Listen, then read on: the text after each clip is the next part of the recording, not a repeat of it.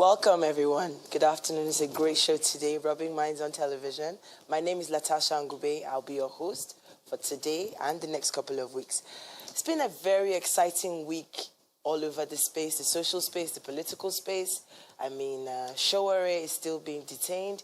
We're still waiting to hear from the DSS to figure out what we're going to be doing next to see if he's going to be released. Samson Siasia's mom, too, has just been released from kidnappers. We're grateful that she was returned safely. We have a really exciting show today, and I have some really, really interesting guests lined up to chat with you guys. I'm going to go straight to our first guest on the show today, Mr. Bankulli Osha. Good day, ma. Oh, Bankulli, you're so kind and so warm. Welcome to the show. Thank you for Have you been on Rubbin Minds before? I've never, well, unfortunately, this is my first time on Rubbin Minds. Unfortunately? Yeah. What do you mean, unfortunately? Yeah, You're going to make it seem like we dragged you here kicking and screaming. Nobody invited me. You invited me. So Bankulli is a vocalist. And my definition now is getting compounded. Please, define yourself. I would like you to define yourself. I'm a music executive. Okay. Maybe music merchant. But you started off in A&R. Exactly. So let me tell the world what I know about Bankulli. Okay. The story so far, according to me. Bankulli Osha is started off in A&R, management, talent recruitment, extensive behind-the-scenes work with some of Nigeria's biggest artists. You've worked with D'banj, you've worked with Don Jazzy, you've worked with Mo Hits as a group. You're responsible for many, many cultural bridges being developed from Africa to the world. I know that you are responsible for introducing Malik Berry to Kanye West. D'banj. To D'banj as well, to Kanye West. You made all of these things happen. So tell me, why do people not quite know the man who's been responsible for all of these great things? Well, for me, it's not. I'm not doing it because of self-glorification. I'm doing it because I believe it should be done. And for the culture needs to grow from point A to point B. So I just take it as a duty, the same way everybody wakes up in the morning and like the whole family must eat. That same person, that same individual should have been thinking about only his tummy alone. So for me, I believe, taking the culture from point A to point B is my responsibility.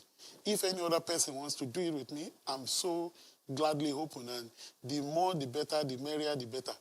So a lot of people don't know this, but Beyonce's recently released album, The Gift, which was her gift to the world from Africa, from an African perspective, one of the soundtrack albums for Lion King, the new Disney released movie. Yeah. You were featured on that album. You were on 3 songs, if I'm not mistaken, 3 songs on that album. Yeah. They had also a lot of African acts. They had Tiwa Savage, Burna Boy, Shatta Wale, Wizkid, Techno, Mr. Easy, and so many others. And then there's you on 3 songs.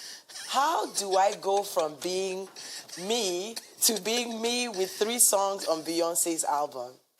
Well, it's a long story that I hope I can tell. Compound it for me. Maybe some other day. But for now, I will just take it down and just summarize it to God. Because for me, I'm a very believer in God, and I believe nothing happens, without God ordained. I mean, God ordaining in God's plan. Yes, I was in LA for so many different reasons, Of course, to emancipate the culture. And I was called upon, and what can I do? What I will always say to people, I don't want to say too much story about what actually happened in detail, but I believe we should all be extraordinarily prepared. You must be prepared in everything you do. You must be the best of the best in everything you do, so that when you are called upon, you don't wither, you stand firm and do what you need to do. Of course, my background, apart from being a music executive, apart from, being a music merchant, I'm also a musician myself. And that's a little known fact. Exactly. How long have you been doing music? I've been doing music from age 4. But you've never recorded anything commercially. I've recorded a lot. Well, for your personal consumption. No, I've not. But you're going to see more of that very soon. But behind the scene, I've been doing a lot of it. Now is the time to know got the money. You're joking. That was you? Yeah, that's me there. Are you credited on these songs? Well, you know the way the old Nigeria How does it go? It's getting better now. Yes. Because back in the days, people are so scared to talk about, this person did background vocals on my song. Some people, they want to make I cry. Some people, they pray make I die. That was you? Yeah, I was there. My voice was hidden somewhere there. Interesting. And of course, on What the Throne with Jay-Z and Kanye, I was there. I was on 2 tracks there. Lift Off, featuring Beyonce and so many other artists. So this isn't your first time working with Beyonce? No. But, I mean, for this project, for all intents and purposes, for this project, you worked with the Queen. What is it like working with Beyonce? Tell me one extraordinary thing that you saw. You interacted with Beyonce and you thought, this is why she's the Queen. Well, they are very, I'm sorry to use that word, they are very, very creatively organized. They have a plan, they have a plot, and it must be executed. And I believe for someone like me, I've interfaced with a lot of them like that for years back, and I've inserted that into the way I deal with people out here. There must be a plot, there must be a well-planned, orchestrated design for the project, and the execution must be extremely to the details. Meaning every song on the album was well scripted. There was there's a sound design, they have the plot. It's not freestyling. It's not lastminute.com. And the way they work out there is 5, 6, 7 heads are better than one. Not the same way we run our stuff here when it comes to music, Not just the artist and the producer. Because every time you listen to most of the song here, you only hear produced by one person. No A&R in the room. No other creatives in the room. So, what do you get? You get fabrication of just 2 people's brain. While for them, what they have is, you have 5, 10 people. I remember one of those tracks during the What the Throne session. We had, in one other room, there was T-Pain, there was Don Jazzy, there was Diplo.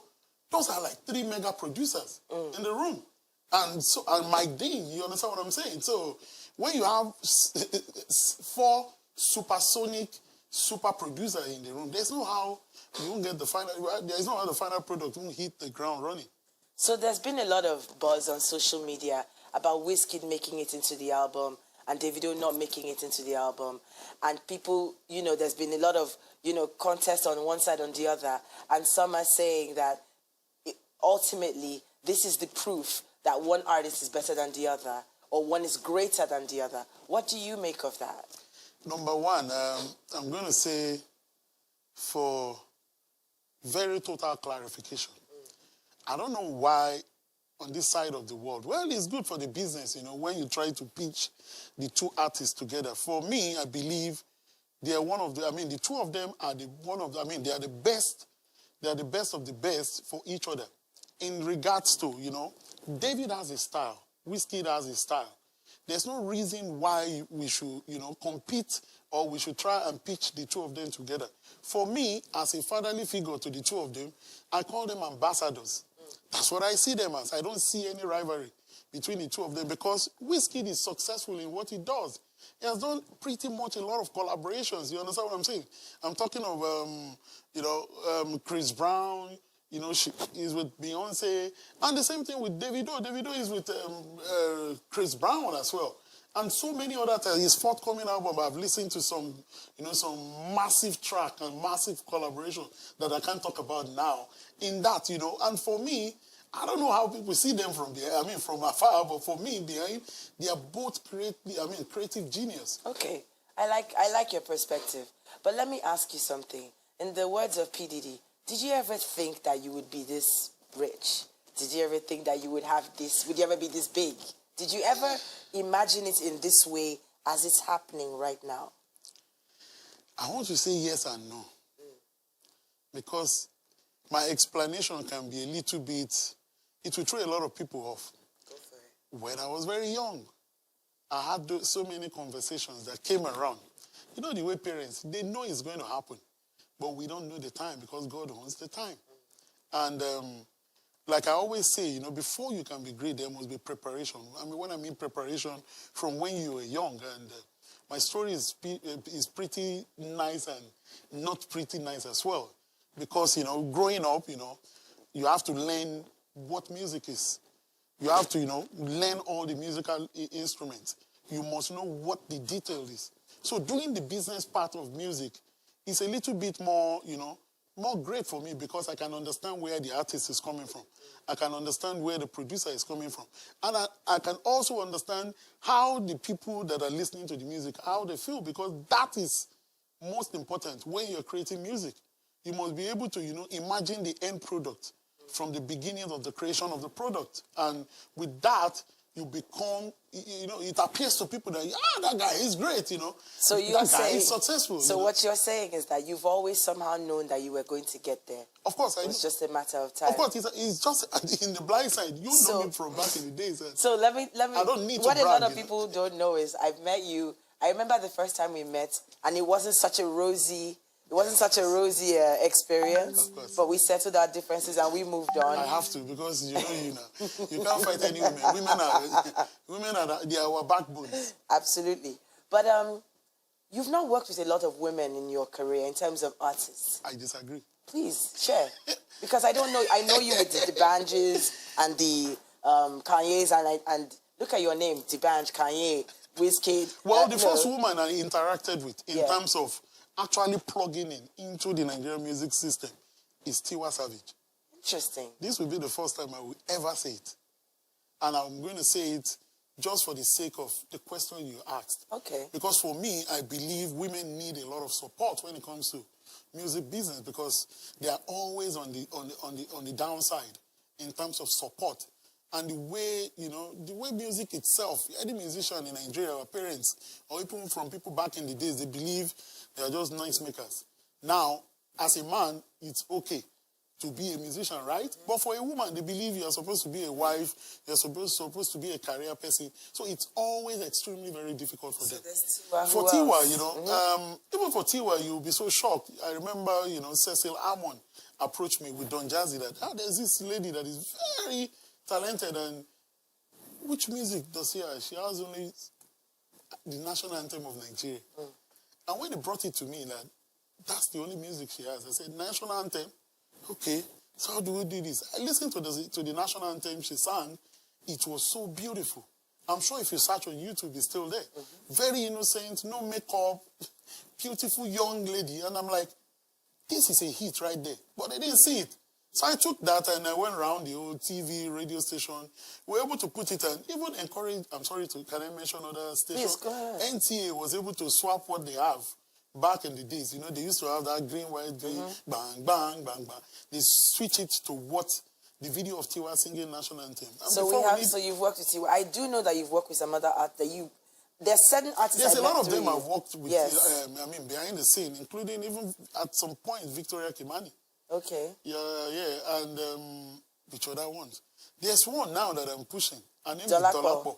Yes, I'm aware. I've seen her on your social media pages. And that's another thing. We'll come back to Dolapo in a minute. But there's a project I see you doing on social media called Connect the Dots, which I've seen some already established faces. I've seen people like Amber Riley.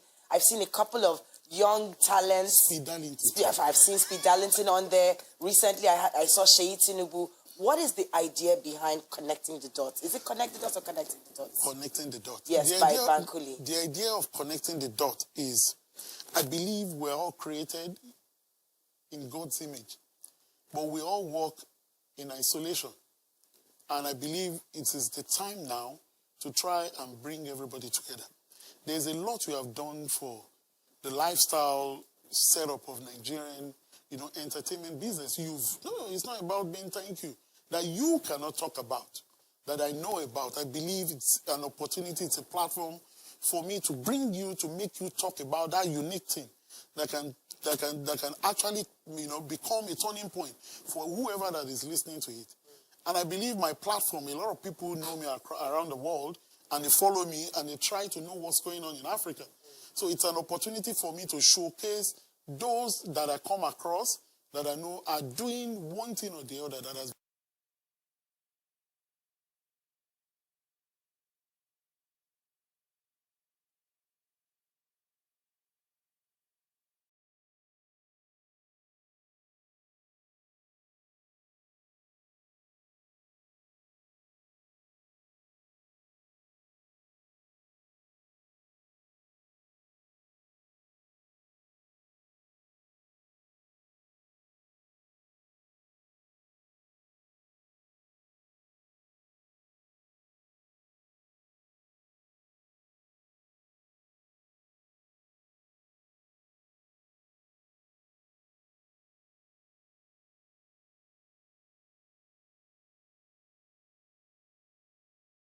repertoire, yeah. But to break it more down, when you're creating music, there's always somebody that should be in the room. That person is also like a driver. It's technically like a producer as well. That should be able to, communicate that language between a musician and a producer. And of course, listening to the music itself, you should be able to to make suggestions about how that music can be taken from one point to another. You cannot leave everything in the hands of producers. And speaking of music, the band Don Jazzy, do you think they will ever make good music? Do you think they'll ever make good music again? I know they are friends now, but I don't know, in terms of doing business or making music, that is left for the two of them to answer. Would you be willing to sit them both in a room to make sure that good music comes out of that room? You cannot force two people into a room to create music. You will never get anything. So when it comes naturally, it makes more sense for them to come together, choose a time, a place for themselves to come into the room. It's like saying Jay-Z and Kanye should just go into the room and create music. You were not there when they were doing What the True Now. You don't know what inspired that. No, I wasn't. Yeah, so I'm sure they should be able to figure it out. I see you wearing this brand, Osha. I've been talking about it. Final note, tell me about Osha brand. Well, for Osha brand, I believe a lot of people have overused hoodies. They always make hoodies, always black, black, black. Black has been overused. And for me, I believe in bright colors. At a point in time in my life, I was able to make some decisions about changing the way I live. Because at the end of the day, if you are saying you're a child of God, people look at you and they respect you, they hail you, Bankulli, Osha. You must be able to show to the world how great God is through your character. That's what actually started with the colors and stuff. For the name, I believe, Osha means two things for me. It means Onsha, the way, because Onsha means it's cold. And they exaggerate it, Osha proper, which you're familiar with. And the other word for Osha is Osha, which literally means a local small god. And I believe we're all created in God's image and likeness. And I'm a small god. It's evident. And the same thing with you, and the same thing with the cameraman. So, it's an opportunity for me. It's self-exaltation. Not overdoing it beyond the, of course. You can't do all those blasphemy. But for me, I believe this is a name that people take for something bad. And I believe it's not something bad, it's something great. So in our individuality, we're all great. A lot of Nigerian artists are always in a hurry to sign recording deals and all of that. Where are the dividends? We're not seeing enough of the growth, I think, from all of these deals. Very, very quickly. Tell us. Quickly, this is what I would say about record labels and record deals and yes. artists and whatever. I've been saying it in some other platforms. For me, I believe the problem that is going on in Nigeria is a lot of people want to do business in music. They want to set up record label. Yes, they have money. They have the backing. They have solid whatever, solid structure. But unfortunately, there's something missing. They don't have a team. And when you don't have the right team, there's no matter money you pump into it, it's going to collapse. Record label is not a joke. For you to have Sony's, Warner's, and other labels still standing, it's not just because they have money. So it's because there's a structure. Now, if most of the record labels we have around in Nigeria, yeah, it's good they're coming out, but they need information about how to run the business and make money from it. But we're running out of time. But an artist needs 1, 2, 3, 4 people. Tell me, who are those people at every point in time? An artist needs a very good manager. He needs a very good lawyer. And, of course, you need one creative person around you. Absolutely. Thank you. Thank you so much, Bankulli. You're welcome. I hope you come back to the show. I'm wishing you many more wins. Thank you. On the international front, on all your endeavors, everything you're doing. I do hope that we hear so much more from you. And let's see what else you have. Well, I'm working on a documentary that I'm trying to, unify not just Nigerians, but all Nigerians or Africans around the world. Wonderful. It's called Chronicles of Afrobeat. Looking forward to it. Yeah. We're going on a break right now, and we'll be right back still on Rubbin Minds with some new guests. Don't go anywhere.